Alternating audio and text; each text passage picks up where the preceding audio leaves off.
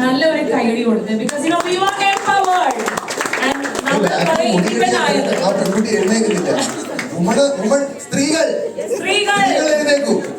ആ അതാ നമ്മളുടെ ലൈഫ് തന്നെ നമ്മുടെ എനിക്ക് തോന്നുന്നു പോസ്റ്റ് കോവിഡ് ഒരു വലിയൊരു കേരളത്തിനെ സംബന്ധിച്ചിടത്തോളം നമുക്കൊരു നല്ലൊരു കൺസർവേറ്റീവ് മൈൻഡ് സെറ്റ് തന്നെ മാറിയിട്ടുണ്ട്.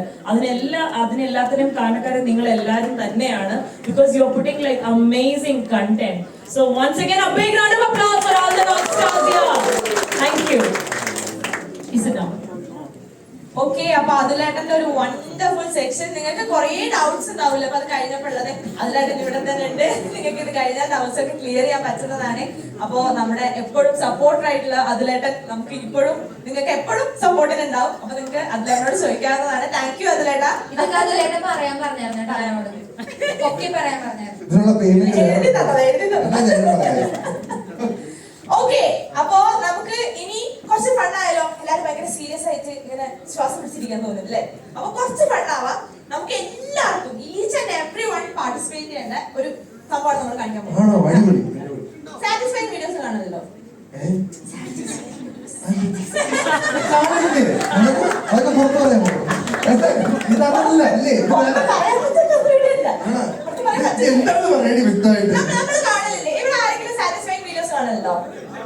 എന്താണ് സാറ്റിസ്ഫൈങ് വീഡിയോ? എക്സാക്ട്ലി.